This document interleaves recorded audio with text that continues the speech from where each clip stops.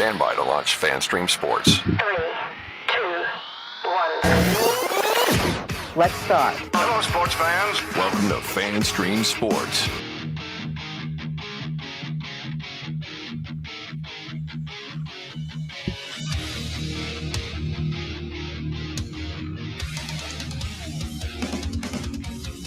Hello, everybody. Welcome to another edition of From the Rough, America's favorite, most favorite ever golf podcast. I'm IndyCarTim. That over there is PGA of America member, Mr. Johnny Gerber, live from, for maybe one of the last times, Overland Park, Kansas, as he's coming back our way. I'm glad you made the announcement when no one knows. Thank you for just bringing it all out. Well, I was just saying you were coming to visit. Yeah, well, you know better than that. But Overland Park, beautiful, beautiful week we've had here. It hasn't got over 85 degrees in the last week. It's been perfect. Weather's been perfect. Going to be hard to certainly going to be hard to leave. But we got more hard weather coming, hot weather coming. But yeah, certainly there next week. There for the first for 4 or 5 days over in the Fort Worth area. Fort Worth. How do you say Fort Worth? Fort Worth. Do you like Fort Worth better than Dallas? I do. Well, yeah, I've heard that by a million people. Like downtown. Like I like downtown Fort Worth way better than downtown Dallas. And 20 years ago, that wasn't the case. I'm amazed. I'm amazed how different. I mean, it's 60 miles apart, right? And most 30. people think, oh. Well, 30 miles apart. It's farther than that. It's 30 miles apart. I promise you. No. I've lived here my whole life. It is 30 miles apart. No, you haven't lived there in your whole life. Anyways, whatever it is. It's 30 miles apart. Even making my point even better is like how different the people are and how different everything pretty much is when it comes to that. It's crazy how different it is. And in a good way, like in a good way that how that Fort Worth is. So if you want real Texas people, you'd rather go to Fort Worth than you'd rather go to Dallas. Dallas is LA. Dallas is these days California. You see those T-shirts all the time. Don't California my Texas, right? Is that how it works? I see those all the time. And rightfully so too, by the way. We haven't quite made the announcement yet, but we will in the next couple of weeks about the move, and it's a good thing. And we'll talk about probably a little later on in a couple of shows. But this next Wednesday certainly not a show. We won't be premiering the 3M championship, but we will be sending out our picks for the 3M. And then the following week, we will have a week off because of the Olympics. And then I'll be in that transition of moving to Fort Worth. Because we're not going to be talking Olympics at all. We won't be talking Olympics. Zero desire. None. Do they do matchups for Olympics? They do, don't they? Yeah, they do. Hey, I want to show you something real quick. Fort Worth to Dallas. 32 miles. Well, okay. Well, booyah. Downtown to downtown. Well, that's not the same. It's. What are you talking about? But it's not 30 miles. It's 32 miles. So you're wrong too. Okay. Well, it's not 60 either. No. Look, I'm right so few times. I gotta throw it out there when I'm right. I'll give you that. Okay, I'll give you that. That's a very valid point. You're right very few times. So I'll give this one to you. Just let me be right. Okay. This never happens to me. It is a big Monday here on From the Rough, as it means it is recap Monday. Johnny just told you we will not have a show on Wednesday on Hump Day because of other things happening. So you go preview the 3M. I might do my own little mini preview on Wednesday. We'll have picks. Yeah, well, I'll go over Johnny's picks and I'll go over my picks, and I may talk a little bit about, the field and what's happening. It won't be an hour-long show, but I could probably do 20 minutes. Yeah, by myself here from the studio. I'll be here anyway. So look for the shit show that is the solo Tim from the Rough mini episode. Last one certainly was the Gravedigger. Gosh, and I went the full hour too. You did. That was After good. Your battery dying on your laptop. You never go an hour in anything in life. No. Golly, I don't even know what that would be like. Let alone a golf show. Wait, does anybody? Go an hour? Yeah, you'd be surprised. No, nobody goes an hour. Women don't like that. I take an hour shower. Oh, well, is it arrogant if I crack myself up in the shower? Depends on what you mean when you look down. No, just in general. One of my buddies said that one day to me. Meat. Meat watches the show. Meat, what's up? He's What's like, up, Meat? He's like, is it arrogant if I crack myself up in the shower? Because he's a funny dude. And I said, no, it just means you're funny. Arrogance has nothing to do with it, I don't think. I crack myself up no matter where I am, even if I'm by myself. Well, I'm a fun guy. I'm like a mushroom. You have moments, right? You have moments. For sure. I do have some moments. That is a fact. How's your new roommate? She's not there yet. Oh. Got the room all cleaned out yesterday as we pulled back. Oh, you did? Okay. On Tim's private life. I mean, you threw my shit on the street, man. I give it back out. Haven't made that announcement yet either. Thank you. For all you breaking news here. Breaking news. For all you ladies out there, it is strictly platonic. It is a roommate situation. She's not even going to be there full time. She just needs a place to stay a couple nights a week while she. I didn't say if it was a guy or girl. You said that. I know. And I was getting to the point. You're such a nice guy to do that. Well, she asked, and I said, "Well, I got a room now because I got a kid that moved in with his mom to go to school somewhere else." So there we go. I'm a nice guy. I haven't given your phone number out yet. You gave yours out once. Do you have to change it? No, yes, kind of. But Colby just said, "Don't ever do that. Don't ever do that." That's not smart. Not giving your address out on the air. Well, we have millions of people that see this throughout the week. True, but it hasn't really came back to haunt me. Well, it maybe has. I get random phone calls and shit all the time, but that's probably from that. Yeah, probably. Well, let's get to something that has some golf significance, if in fact there is anything, because Johnny, the major championship dam has broken for Xander Schauffele, and there might be no stopping him. It took him 28 starts to finally capture his first major, and it took just 2 more to get his second. He's turning what was already a pretty decent major season into possibly a historic one. He came out on Sunday and shot a 65. And I don't care who you are, you shoot a 65 on Sunday when you're already in contention, and you're probably going to win, or at least put yourself up there for a good chance to win. And he had some guys that were right. This has kind of been the MO of majors this year, where you've got a little group up front, entering Sunday, and things are a little tight maybe on the first 9. And then it seems like you've got one guy that just pulls away on the second 9. We were kind of sweating it because our favorite golfer, Billy Horschel, was up there. By the way, Horschel finished birdie to finish at 7 under. So strong finish, but it was once the whole thing was pretty much out of reach, right? So the pressure was gone. Yeah, good for Billy Horschel. Really great way to take it, Billy Horschel, right? I mean, you birdie the last 3 holes is a backdoor. That's called a backdoor cover in sports when you gamble on sports. But boy, what you said it right. And this is the second time Xander Schauffele has done this. He shot 65 in the last round of the PGA to win that. And that was great for you to see that, it happened with Phil, right? It took him so long to win his first major, and it happens a lot with these guys, and not definitively a major, but maybe their first win is once they have that first win, it just flows. And the MO with Xander Schauffele before he won the PGA was he couldn't close in a major. If you look at the PGA, if you look at or a big golf, you look at the Players Championship that happened, he couldn't close. He shoots 70. So for him to shoot 65 to win the PGA Championship and go win it, as opposed to kind of shooting 70, 72, 69, what he normally has done in these types of situations, you see it again. He went and took this golf tournament. He went and took it.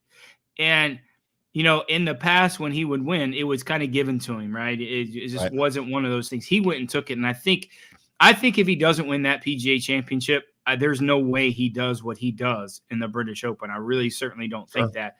And it's just a mentality. He has great intestinal fortitude, and when it comes to that, he's very stoic. And for golf, that's great. We don't like it as media people because we want to see a little bit more personality. We don't need a million Patrick Cantleys. We don't need a million Xander Schauffele's. But Davis Thompsons. Well, yeah, I'm sure there's going to be a mention Davis Thompson or Mrs. Davis Thompson every show going from here on in. So, do you want to show that picture that you did? Because that was one of the funniest things. You know what? I deleted it because if I didn't, I would literally show it every show. And I thought, well, you could show it on this show because I thought that's not it.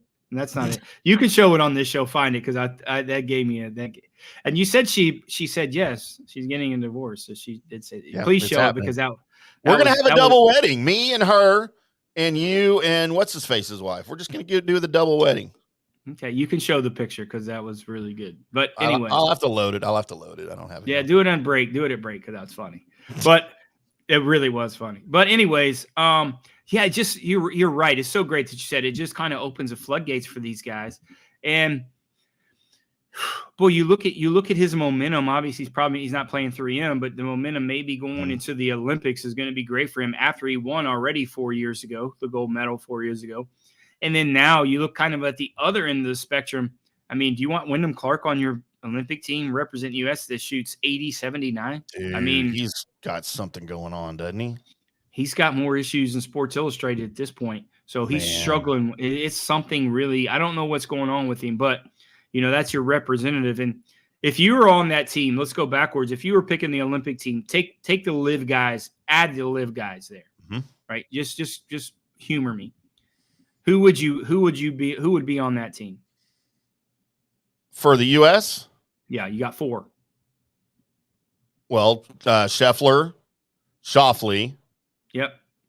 I mean, and then I'd have to look at who. I mean, I wouldn't put. Well, you're going to put Jordan Spieth on it. No No chance. No, Jordan Spieth. I mean, I hope not. I hope not. Because I'm not going to. No way. I mean, I don't know. I'd have to go. Like, those are the 2 obvious ones, but other than that, I'd have to go look. You take off Morikawa and you take off Wyndham Clark and you put on Koepka and DeChambeau. No doubt about it. Oh, you said leave out the live golf guys. No, I said no. You add the live golf guys. Oh, okay, sorry. Yes, yes, I would go this. No, you add the live golf guys, okay. Right? All right. I mean, that representation. I mean, Morikawa is kind of a 50-50, but I just don't. I mean, I don't see him. But certainly Wyndham Clark with his form, it's helped him to get on that team. But I mean, shouldn't be DeChambeau. I mean, like him or don't like him, personality-wise, would he just not be perfect for the Olympics representing the United States? I mean, he's rah-rah Ryder Cup. I mean, he's going to be on the Ryder Cup. Listen, the Ryder Cup is going to change. I don't want to get too much talk or President's Cup yet. But in a year from now or a little over a year from now, these guys are going to be playing on the Ryder Cup. They are. Yeah. They certainly are. So, yeah, I mean, I would certainly DeChambeau to be on that Olympic team and take off Wyndham Clark. And, you can make an argument with Colin Morikawa if you want, but I certainly I'd rather have Brooks Koepka on that team than Colin Morikawa. And I don't know from a watchability standpoint, I would rather have those 2 guys on there. I mean, just entertainment. He was a little disappointment too in terms of the British Open. He like a lot of those guys got caught in that bad weather. Brooks Koepka, I say that because we had him on our card, and we'll talk about that a little bit later on, is that I expected a lot more. I thought it was a very perfect situation for him in terms of how good of a grinder he is and kind of how stoic he is and how he thrives on something like this. So that kind of tells me a little bit how he might not quite be healthy. Mm-hmm.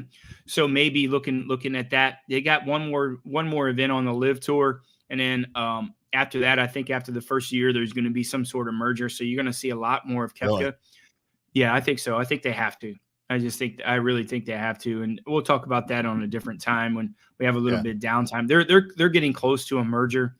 And I think it's probably about the right time that they actually do, because the ratings for the PGA Tour are not very good at all comparative to where it should be, losing sponsorships. And we've been talking about this a lot. They can put up smoking mirrors all they want, but look at some of the new sponsors, and you'll see this. Listen, you'll see this going into the fall of how many new sponsors there are in some of the fall events.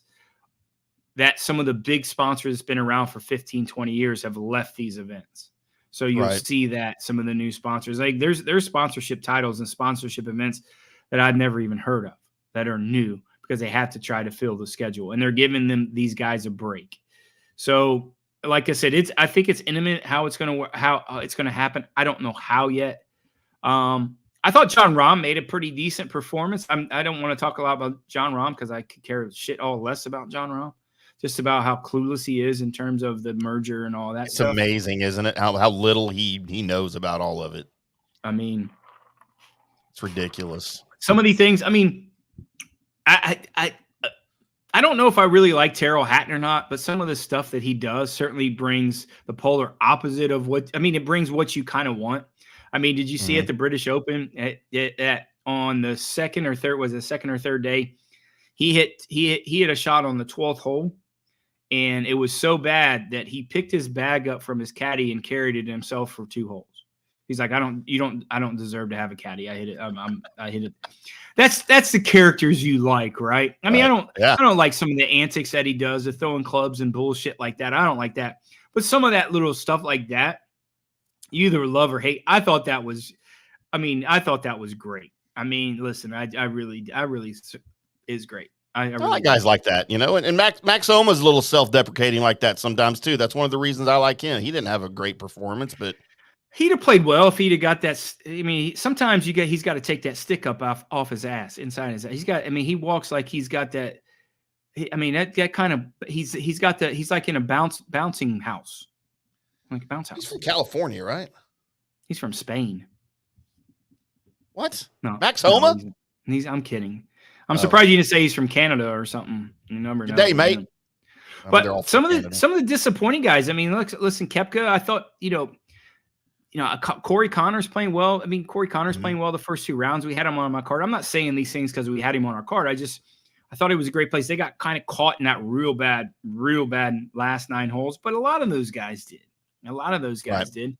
And it kind of set the mold like we talked about. You're going to hear a kind of a Cinderella story that you hear, and that was the Dan Brown.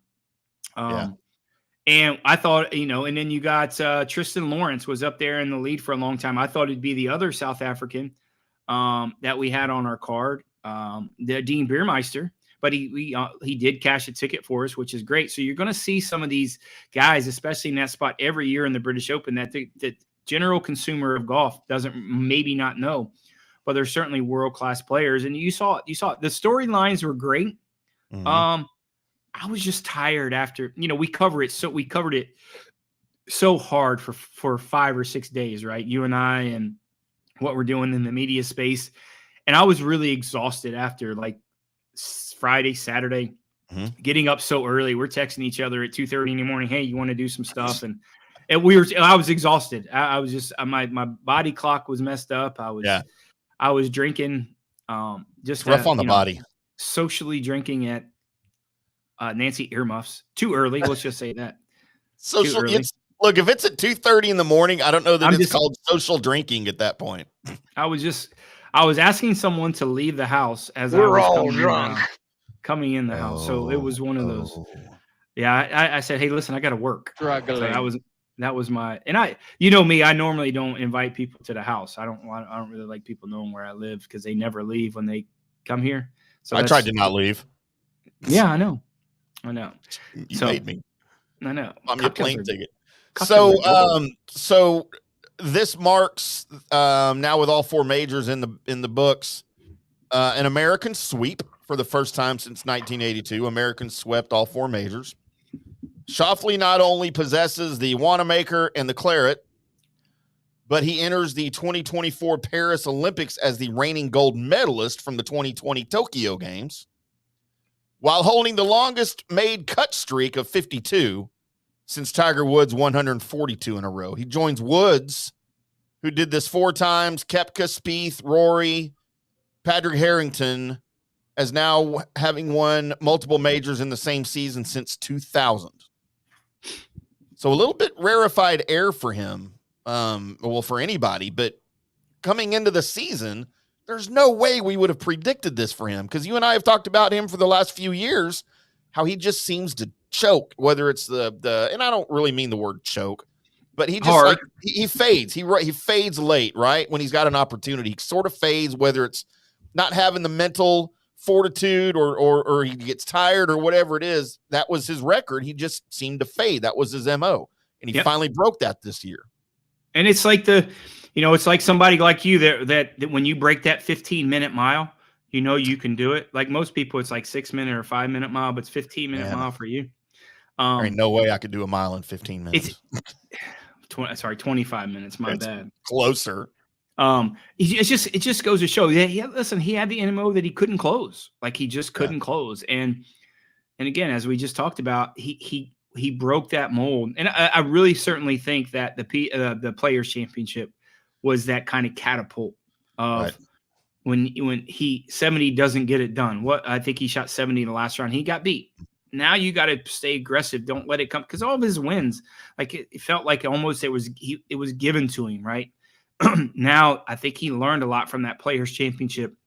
He said, "Hey man, I'm going to go get it. I'm going to go get it." And and he did.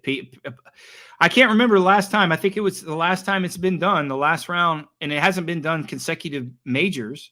I don't think it's ever been done consecutive majors. I think the last time someone is closed on the last round, they shoot 65 or lower, was Nicholas in maybe like 84. But it was 84. It was like 70. It was a big span apart. It wasn't like back to back like Xander did, and he shot 65 to close to win and 65 to close to win. And I don't think it's ever been done back to back majors. So Schauffele's season here as we approach our break here, our first break of the show, he's kind of putting together an all-time performance for major championships here in 2024. He's finished inside the top 10 in all 4 majors while collecting 2 of the trophies. He joins an exclusive club that includes only Tiger Woods, who did it 2 times, Tom Watson did it 2 times, Jack Nicklaus, Arnold Palmer, Gary Player, and Jordan Spieth are the only players who have ever finished in the top 10 in all 4 while also collecting 2 trophies in the same year. So again, more rarefied company for him. But man, you know what? And kudos to him. I thought it was really cool at the finish when he walked off the green and so his dad wasn't there for him at the PGA. Right. He was here. His two brothers were there. His mom was there. And man, they all look alike. It was so funny. I could point out his family in a crowd, right? But man, his dad got super emotional. And it was just really fun to see stuff like that, and I thought it was really cool of him to say, they asked him what he was going to drink out of it. He said, "You know what? My dad's here. I'm going to let him pick. My dad gets to pick what we drink out of it." Yeah, and he's been certainly instrumental in his success. He didn't have a coach for a long time. I think his dad was actually an Olympic athlete in the German Olympics of some sport. So I think I could be wrong. I'm actually pretty sure I'm right. But he doesn't look like it, but I think he's German, or I don't think he's Austrian, but he's German of some sort of descent. But he's trained him well. He didn't have a swing coach for a long time. But I think you're right. I mean, now you're going to have the debate, right? Even though Scotty's won 6 times, do you take player of the year that's won 2 majors? Or do you have a Scotty Scheffler that's won 1 major and 6 times? Right. So I think there's going to be some sort of debate. I think it will maybe come down to the FedEx Cup playoffs who will get that bid, but it's certainly over the last few years, it's been as close of the debatable scenario that it's been for a long time when it comes to that. I mean, how do you rank the majors? If it's for me, Scotty won player of the year last year. So do you give it back to back? I mean, I don't know. It's going to be fun to see coming down the stretch, but go to talk about Scotty a little bit. I don't think he played poorly. I don't think he made the putts. And again, I certainly just believe, I mean, Billy Horschel to shoot 7 under, that's fool's gold, right? He had nothing to, it's just like, it's just like getting, you're getting blown out in a basketball game and the coach lets you in, you hit a 3-pointer and your name's in the paper and you think you did something. Like it doesn't work that way. It's not. So I was impressed by his Sunday for sure. And you was impressed by how twitchy he is? I mean, is he on Ritalin? I don't hate him as much as you do. Like, he's not my favorite golfer, and I don't think he speaks well. He doesn't represent himself in interviews very well. But I sort of like Billy Horschel. Billy. You know who likes Billy? I'll tell you who likes Billy. Poor people. Billy. Well, we know that he still thinks he's God's gift to the game, and we know no one listens to when he speaks. He thinks he's got the pulse. He doesn't. Stop. He doesn't. He is no Patrick Cantlay. He's not nearly on the same level as Patrick Cantlay. As in terms of what? Who may be the most miserable person in the game of golf right now, aside from Greg Norman Davis Thompson and Phil Mickelson. No, Davis Thompson's not miserable. He's just not very likable. Oh, you don't know him to like him. Who knows? I mean, how can you tell? He doesn't say 3 words. I've stalked his social media. Okay. Well, he's not very good. We'll see that. We'll see your wedding pictures at the break at the next with his wife. That one. Is that the one you want to see? Gonna be such a happy couple. You know who might have something to say about that? Her. Did she get fired? No, she didn't get fired. Why would she get fired? I heard these rumors that she got fired. Oh, you want to know something about Amanda? You just text me and I will confirm or deny for sure. So you guys have a love triangle. Is that what it is? Love triangle. There's no triangle. It is just me and her. There is no one else involved. Is she not jealous that you got a picture taken with your new girlfriend? She is not threatened by Holly at all. She is perfectly fine with the innocent flirting because she knows at the end of the day, coming home to her. Okay, well. Me and Amanda are that tight. She also knows if she screws up, I got someone else I can run to who's younger, by the way. That's true. You know, women don't leave a man to be by themselves, but men do. It's just fact. 100%. 1,000%. And this is your dating, and that's your dating advice for this segment. Yeah. Don't leave a chick because you might not get another one. We are from the rough right here on FanStream Sports. Oh, that wasn't it? Oh, damn. No, I missed the point. Take a break. That's great. I always miss the point of dating advice. We are from the rough right here on FanStream Sports. We'll be back after this. FanStream Sports. All right, guys, time to talk a little bit about Turf Life. You've seen the hats on our heads. You've been or seen the video of the studio. You've seen that the decals are all over the place. Turf Life. Man, it's the brand that salutes the consumer and industry players everywhere whose lives involve turf. What does that mean? That means if you play or have a business or, maybe you're a sports educator, you're going to be on turf at some point. So you live the turf life. So go ahead and tell everybody you live the turf life by having your Turf Life window decal or, the hat or the keychain or the something. Along that lines, just go to TurfLife.Club.com and become a turf head. That's what it's called when you live the turf life. You're now a turf head. And you can go join the club today, snag that window decal, or snag any other special Turf Life accessories and go over there to that website, which is TurfLife.Club.com, and get your stuff and show everybody that, man, I'm all about that turf life. And then you just kind of raise your coffee mug at them and go, yeah, turf life, baby. That's what it's about. And then that's the end of the commercial. Ding. That means it's done in microwave talk. Orion Golf Management Solutions. Orion Management Solutions has tailored its service packages just like it tailors its approach to customers. Some owners need more supervision, while others need periodic assessment of their short-term and long-term strategies and programs. Orion can be called in to develop a business plan with the existing staff, or we can assist with the daily management of a facility or event. Either way, we make sure the client is satisfied and understands the direction the facility needs to go in order to achieve the owner's goals. Orion Management Solutions can help with owner assistance service solutions, daily course management, business plan development, monthly operations, or as-needed consulting services. Whatever your need, Orion Golf Management Solutions can help. Check out OrionGolf.com.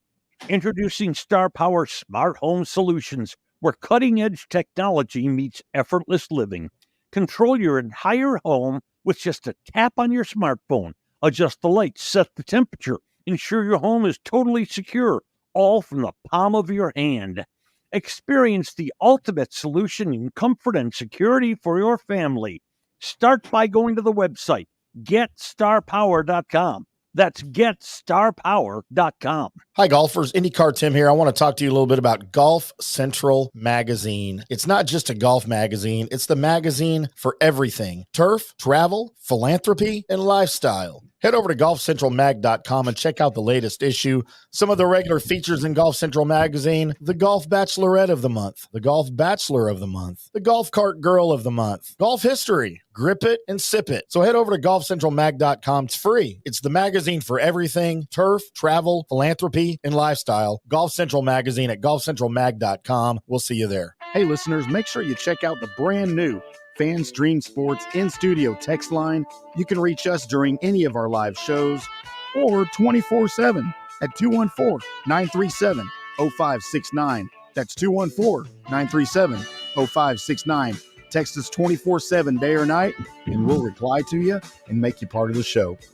Coming back at you. Now, more Fan Stream Sports.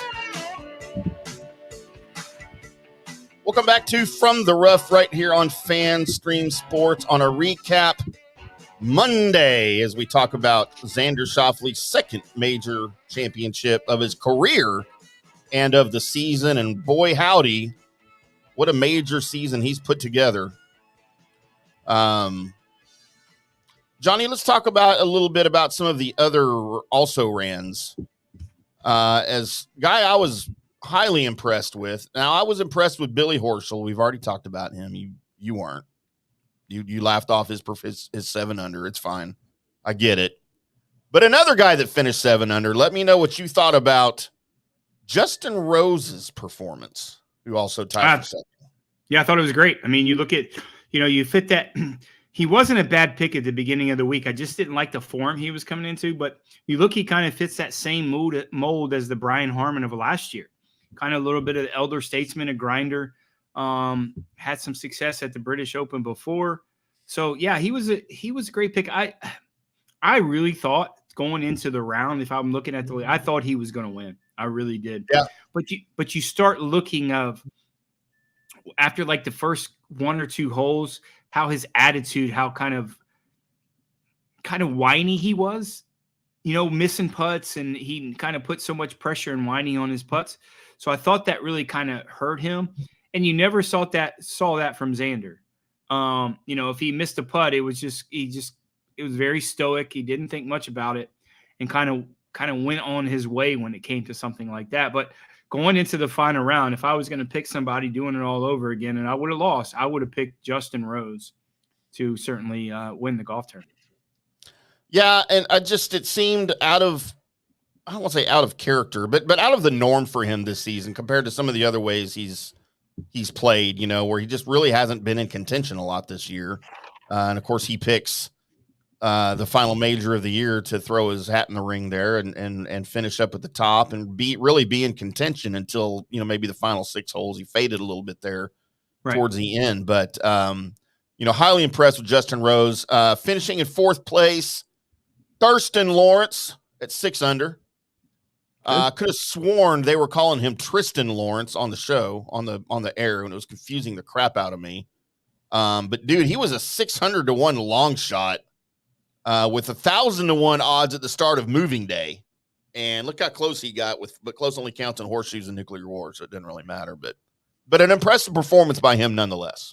Yeah, certainly. I mean, he's that statesman like the Dean Beermeister that we talked about. And those 2 guys, I think they're representing South Africa in the Olympics. So you're going to see a little bit more of him. The only reason why you don't Beermeister, they're both kind of parallel careers. I think they both got 4 wins on the European tour. So I think they're they grew up together around the same age. So again, this is the tournament that we talked about. You're going to see somebody that you might not heard of that has a chance to win and contend. And he certainly fits that mold. Long hitter, kind of a quirky golf swing that you probably wouldn't teach to everybody, but it works for him. And the success that the South Africans have had and the British Open, you're going to see these guys that have that success there. Finishing in sole possession of 5th place at 5 under, Russell Henley. And man, he's had 0 success really playing this kind of golf in his career, but you wouldn't know it watching him. He went around bogey free on Sunday. He added 2 birdies. He's now got back-to-back top 10s in majors, and he is becoming more and more of a big name to watch in some of the tour's most difficult tests, I think, here in years to come. Yeah, tee to green, he's number 1 on the PGA Tour, strokes gained tee to green. So the ball striker, driving distance, driving accuracy, he's one of the best on the PGA Tour. You get him in. I thought he putted solid, but he's really more of a better putter on Bermuda greens. This actually, believe it or not, I'm not saying they're like exactly like Bermuda greens, but they have that kind of slow, grainy type of scenarios that Bermuda greens have some characteristics of. So it didn't surprise me that he putted solid. he got a bad end of the draw. He got a good end of the draw the first couple of days, but I just thought everyone, going into that Saturday, that last 9 holes on Saturday, I think everybody, it was just survival mode at that point. So, did it surprise me? Yeah, maybe a little bit, but it didn't surprise me that a guy can kind of keep in front of him. I don't remember him hitting any foul balls. You know what I mean? Like he never seemed like he was, you see a lot of these guys that was in the, in the barranca or in the bushes and all. I don't ever remember him really being so far out of play or hitting a shot that looks like you in the tournament. So I kind of kept it in front of him. I just think he ran out of holes, and I thought he played solid. Sole possession of 6th place at 4 under, a guy that, man, had his opportunities. Our boy Shane Lowry. He put up a good fight on Sunday. He shot a 68, but, by then it was kind of too little too late. And he's going to look back on Saturday. He held a 36-hole lead. He moved to 8 under through the first 7 holes on Saturday, but then he played the last 10 holes of the 3rd round at 7 over and just fell off the leaderboard and couldn't come back. Yeah, a lot of guys were like that, were in that spot, but he just hit too many foul balls. Like, it's just really the bottom line. I mean, his misses were too poor. I mean, when he missed it, it was bad misses. I mean, there was 2 holes. Like I said, even though the weather was terrible, but the one where he hit it and thought he took it unplayable, thought it was lost. He bounced back fantastic, which I liked it, but there was just too many big misses that hurt him in the golf tournament. Tied for a 3-way tie at T7 at 1 under. Scotty Scheffler, John Rahm, and Sung J M. As far as Scheffler goes, I'm sure he had aspirations of sort of bookending the major season with wins here. He got as close as 1 stroke on Sunday with birdies at 7 and 8, but he needed to 3-putt from 5 feet on number 10. I replayed that video over and over and over again because it brought me so much joy. It was a double bogey 6, and it was the second 6 on a scorecard in 5 holes, and that pretty much sealed the fate for him. 6s are usually not good unless it's a par 7, and there's not many par 7s that I know. Really have those, right? No, there's no par 7s, but you can't have that many 6s on your scorecard. But I thought he putted poorly for the week for him. It normally, as he's been, I thought his ball striking was fine, and that type of weather, it doesn't really bother me. He doesn't. But I just thought he putted so poorly that kind of took him out. He had plenty of chances. He really did to make a push, not definitively saying he would win just because I thought how well Xander played in the last round to go get it. But he certainly had some opportunities to put some pressure on the leaders, and he just didn't because his putter got cold. Had a 3-way tie for 10th place at even par. By the way, I do like any tournament where 10th place is even par. I was pretty happy with the scoring that we saw here. It's, you didn't have the crazy scores, and the course seemed to win most of the time here. And I'm okay with the scoring that we saw. At least, it wasn't 28 under or some BS like that. Even as a par 71. It will never be that there. No, never. It doesn't work that way. Never. No, the course is just the conditions in the course, the way it sets up is just too hard. Adam Scott, Dan Brown, and Matthew Jordan all tying for 10th place. And talking about Dan Brown, I don't know if you saw the video that I posted of him lighting up the cigarette when he was like 1 back over there trying to stay out of the wind, and his caddy was holding the umbrella, and they're like, he's shielding him, looking around. Is anybody watching? Yeah. I don't know if the tour has rules about guys not lighting up on the. I don't think they do. No, you're allowed. That would be hard for them to enforce that, I think. But it was just pretty funny. He's sitting here. I think he was at the time he was 1 back. He ended up taking the lead right after that, but he's just over there, stroking the heater and just not like no big deal. I'm at the British Open and I'm 1 back, and it's Sunday, and it's no big deal. It is what it is. So. I love it. He looked like Mills out there smoking him heater. That's the first thing I thought of, man. It's Mills. Just doing it, Mills. But yeah, I mean, what a good performance. He played solid. I mean, listen, I thought going into that the third and fourth round, I thought he handled himself fantastic. I really did. A lot of pressure on a guy that's never been there before. He came into the tournament with just the worst form. He's missed or withdrew the last 7 events that he's played in. So for him to be in that spot, playing in the last round on the weekend on Saturday, I really thought he handled himself well. And then even the bounce back on Sunday, getting off to not a great start, but he didn't make he made bogeys. That's what you have to do. He kind of limited himself. He didn't make the big number. And a guy like that, this goes a long way. You look at finishing in the top 10. Obviously, he gets back there next year. Mm-hmm. Gets himself, I believe, in the U.S. Open next year. So it gives him a lot of opportunities going forward. I think he's certainly going to keep his card on the DP World Tour now, just from this finish. And it just opens up a lot of doors for a guy that's a young guy, late 20s. I thought he handled himself great. I mean, we can go through this. We normally do if we give him grades. I mean, I think it's an A. He didn't win the golf tournament, but he won a lot of notoriety. He's going to get some more sponsor stuff out of it. And I really thought it set him up and gave him some confidence for his future in golf. Yeah, and he needed a turnaround because he has not had a good season. He started the week outside of the top 250 in the official world golf rankings. He had 6 missed cuts and a withdrawal in his last 8 worldwide starts. But he turned into a name, like you said, to pay attention to and sort of remember, setting himself up for some more opportunities here in the future. Matthew Jordan captured a second straight top 10 here at the British Open. I watched a lot of Adam Scott. He was on one of the groups, the feature groups that I was watching. I love watching Adam Scott play golf. So he'll be back next year. He's got a streak, Johnny, of 93 straight majors. Pretty good. Adam Scott. Pretty good. Big fan of Adam Scott. And he'll keep going. Obviously, top 10 gets him in the Open. So obviously, as a Masters winner, he's getting there. And then British Open and certainly the PGA, because he's not going to drop outside of. So next year, he's secure for the top, for all 4 majors next year. So that streak is going to continue to go. Before we take our next break and get into the review of the picks of Johnny's picks, let's check out Xander Schauffele here with the winner's interview. How special is it to get your hands on this famous trophy, the Claret Jug? I just can't wait to drink out of it. What's going to be the tipple of choice? My dad's here with me, so I'm going to let him do the honor, whatever he wants. What does this championship mean to you, though?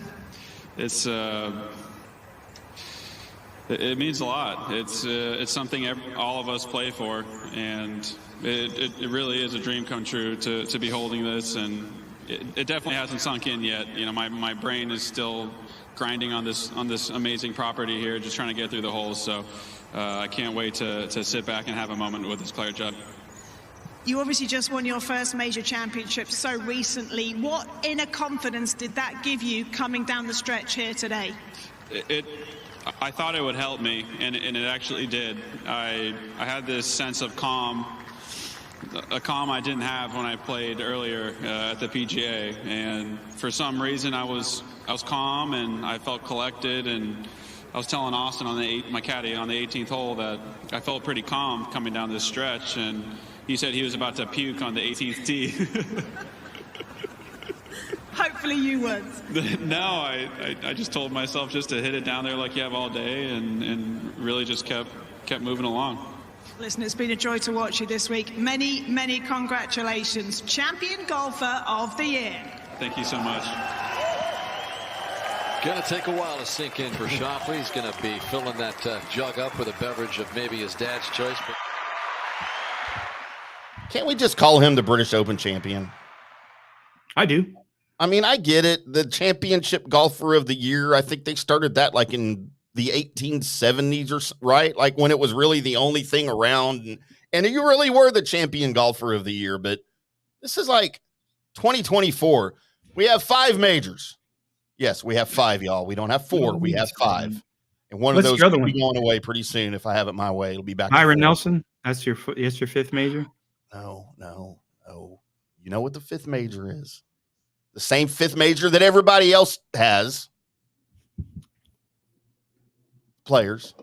Memorial? They're going to take the British Open away off the majors list like they should. Never. But anyways. But yeah, good to watch Xander. By the way, his dad Stefan Schauffele, his mother was from Taiwan and his father was French, but he was born in Germany. That's right.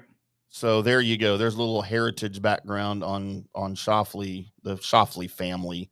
the patriarch there. All right, second break, final break of the show. Then we're going to come back over and talk about Johnny's picks. He had some hits, and we'll let him tell you about that here on the other side. We are From the Rough right here on FanStream Sports. We'll be back. Hello, sports fans. FanStream Sports. Introducing Star Power Smart Home Solutions, where cutting-edge technology meets effortless living. Control your entire home with just a tap on your smartphone. Adjust the lights, set the perfect temperature, and ensure your home is secure, all from the palm of your hand. Star Power has the experts that will transform your house into a secure, smart home. Experience the ultimate solution in comfort and security for your family. Get started at GetStarPower.com.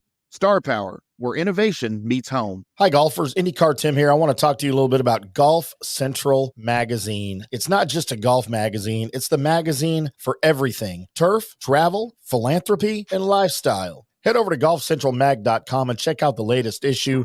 Some of the regular features in Golf Central Magazine: the Golf Bachelorette of the Month, the Golf Bachelor of the Month, the Golf Cart Girl of the Month, Golf History, Grip It and Sip It. So head over to golfcentralmag.com. It's free. It's the magazine for everything: turf, travel, philanthropy, and lifestyle. Golf Central Magazine at golfcentralmag.com. We'll see you there. Hello, folks. Let's talk a little bit about Turf Life. What is Turf Life? It's pretty much, if your life involves turf in any way, shape, or form, you live the Turf Life. Go ahead and brand yourself with the Turf Life. Maybe a back window decal, maybe a hat. You know where you can get those kinds of things to showcase that your life revolves around sports and or anything that involves sports. If it's a sports business or sports education or just your enjoyment of the outdoors, head over to TurfLife.Club.com. Become a turf head. Join the club today. You can do that by going to that said website that I just told you to go to. You can snag your window decal like I was talking about, or any of your other Turf Life accessories. Show everybody that you live the Turf Life, and we'll see you there over there at that TurfLife.Club.com.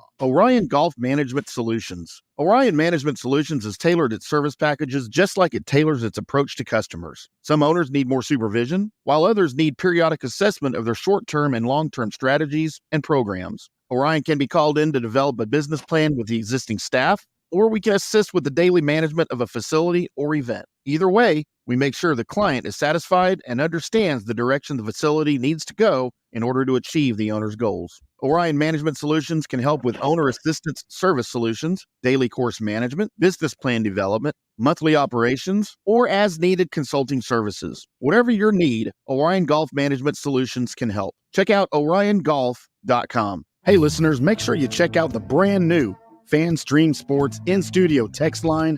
You can reach us during any of our live shows or 24/7 at 214-937-0569. That's 214-937-0569. Text us 24/7 day or night, and we'll reply to you and make you part of the show. Coming back at you. Now, more FanStream Sports. Welcome back to From the Rough on FanStream Sports. I'm IndyCarTim. That is PGA of America member Johnny the Gerb Man, Gerbinator, Gerb. How was that one? Terrible. Just terrible. I think of them off the top of my head. I can start writing these out in advance. The picture of you and your new girlfriend is better than that name. That one? No, the other one. So that's my girlfriend right there. That's my mistress. Oh. See, that's the girlfriend. That's the mistress. Sorry, Davis. She's drinking a White Claw, isn't she? I don't know. Is she old enough? Good point. I hope so. I know she's old enough. We partied. I like to party. Oh, Amanda, you get her on the show. She'd probably be afraid of things that I say. Don't say anything about us. I think she lives in Dallas now. I really think I'm not making up. I really do think she lives in Dallas. She got divorced. Yeah. I think from Jeremy Renner. Wow. Wasn't Jeremy Renner? Was it Jeremy Renner? No, you thought this whole time she was engaged to Jeremy Renner? You know what? I didn't think it, but I wondered that. Like when she changed her name to Baliona's Renner, I was like, I think Jeremy Renner's already married. And I finally looked it up like 6 months ago. I was like, okay, it wasn't him, just some other spare dude. You think Hawkeye would be able to get that? Yeah. I do. He's an Avenger, dude. He shoot an arrow through her heart, I guess. I don't know. I can't wait for next Valentine's Day with Amanda. Yeah. Okay. It'll be fun. Bring her up to the studio. Mm-hmm. Pour some Jaeger as I stroke her hair. Look into her eyes and then pour that Jaeger down her throat and hold her down. She do a Jaeger bomb. I don't allow Jaeger bombs in the studio. You drink Jaeger straight like it was supposed to be drank. I don't know what that means, but so I never drank Jaeger. I did one shot. It's terrible. What? Jaeger's amazeballs. It's the nectar of I don't gods. I don't like black licorice. I don't either, but I love Jaeger. That doesn't make I don't sense. like any licorice. Doesn't make sense. Well, then put some Tuaca in there. I bet you'd like Tuaca. Tuaca's a lot smoother. Ooh. Maybe we refill the Jaeger machine with Tuaca. I told you we're not cross branding. We're not? No. So now I got to get a Tuaca machine. Oh, like you got the other one? We're going to need no, you got the other one, but you're not going to get a Tuaca machine. I got to go source that. Oh, well, I got you a keg and you can't get that figured out. So why are you worried about a Tuaca machine? I know. I got to go get a pony keg for that thing. I mean, it's only been there for 4 months. It's a lot of work, man, going to picking up a keg. It's not that much work. It's not. No, it's not. I'm weak. It's not that much work. I got to get one of my girls to help me bring it up. Yeah, exactly. Yeah. Maybe Amanda will help me. Yeah. All right, Johnny, you had some winners. As we go into Johnny's picks. You're going to yours first? All mine missed the cut. Well, let's talk about it then. I didn't upload mine. I don't even know who I picked. I had John Daly in the top 20. I'll go through them. I know exactly who you Do you have them in front of you? Okay, yeah. Then yeah, who was it? Loser, and loser. Basically, what it is. So you don't have them. So it's Tim's fantastic picks, which is actually really funny. He says it. He gives you a disclaimer. It's not just what he does. My dartboard picks. You did what you do. They all three missed the cut. That's just what they do. So Tony Fidel, Louis Oosthuizen, and John Daly, certainly MC Hammer for sure. No doubt about it. Tony Fidel, I thought played okay the first day. I just thought he got in a bad draw, which happens a lot. But again, you set the precedent of everybody on your card doesn't do well. So good job. You did well. Your expectations were there. But look, I didn't pick favorites. You always get on to me because you think I picked favorites. What were their odds? Do you have the odds? Finau was the top 10 favorite for sure. But at like 30-1 or something, right? It was like 26. I don't have the numbers in front of me, but yeah. I don't think that's accurate. It was and what close. about Oosthuizen? What was Oosthuizen's? But you picked him in the top 10, so it didn't matter. Like you didn't. Well, those were the top 10 odds, though, that I picked. Yeah, it was plus like 3. Louis Oosthuizen for top 10 was plus 450. Tony Finau was 50-1, by the way, to win. Same thing. John Daly plus 20,000. Sorry, John, I might have jinxed you, man. And he withdrew. He didn't even finish. He just was like, you know what? Screw it. I need a beer. He gave up. Those heaters. They got Mills. He needs help. Yeah. I feel like I need to help him. All right, Johnny. Well, here you are. Here are your. I don't have the finals where they were, but you probably have those in front of you. Yeah. So here were your original picks. Yeah, it was a tough week, and we talk about this all the time. You know, handicapping the British Open is the toughest tournament to handicap due to the weather, and you saw it. You saw all 4 seasons in one day, and 2 days actually. So this is very difficult. So we did squeak out some winners, and we'll go through it. Ludwig Oberg, 16-1, just very disappointing, missing the cut. I really thought he played well here. I really did. I thought it's a testament of the fortitude that he has. Doesn't hit a lot of foul balls, and I really thought that he'd play well, but didn't play well. Maybe the experience of not playing a lot of links golf hurt him a little bit, but he's going to be on our card a lot, and he's certainly going to be a major championship winner. Yep. Brooks Koepka, 30-1, was up there after the first 2 days, got caught up in some bad weather. I'm not going to make that an excuse because everybody did at some point. So I just expect a little bit more out of Brooks. We talked about a little earlier that he might be a little hurt. Not really sure. 30-1 didn't happen for us. Wyndham Clark, 60-1. We're not even going to talk about that. We'll pass because I just don't want to waste my time with the guys. 80, 79, 79, 80, however you want to do it. That's one. I could have done that. No, you couldn't. That's 159. No, you couldn't. I could have done that. 159 is not good anywhere you go, not even in bowling. So listen, guys, not good. Not good. Ham sandwich pick, Corey Connor, 71. He looked really strong after the first 2 days. Shot 44 on the backside on Saturday to put him out of contention. He was 7 over of his last 4 holes. So that doesn't bode well for anybody. Corey Connors got off to a bad start on Saturday, looked very strong going into Saturday. But again, this is I'm not going to get on Canadians because I actually I have a lot of Canadian friends, to be honest. Good day, mate. Top 10 picks, Hideki Matsuyama, plus 425. Just didn't do any good. Didn't do any good. Aaron Rye plus 500. I expected a lot more, especially out of him, especially coming off a pretty solid performance at the Scottish Open. Didn't happen for him. He needs new gloves. He probably went through some gloves. He wears those rain gloves because he perspires because he's got all that taco meat on his arms. You see his arms? He looks like looks like a damn chia pet coming in there with his arms. It's not good, but maybe that's why you have some perspiration issues. Aaron Rye, you have to wear those 2 gloves. Just go ahead and take it down, bro. Take it down. Take that. They got razors there in India. They do, man. Take it down. Take it down, son. But 2 top 20 picks, we cashed in on both. It saved us for the week. Alex Noren plus 280. Hung in there all week. I didn't think he'd win the golf tournament, but I really liked his performance. Never wavered outside of that top 20. Was in the top 10 for 2.5 rounds. I liked him there in that spot. And Dean Beermeister plus 425. That helped us out there. We did go 1 and 2. Beermeister. I'm gonna call him whatever I want to. I mean, listen here. Beermeister. That's my guy. You're my new guy. Beermeister. All right. Dean, the dancing machine. Beermeister, 425. So that got us over the positive. We went 1 and 2 on our matchups on Saturday, but we did have a super underdog in Padraig Harrington plus 160.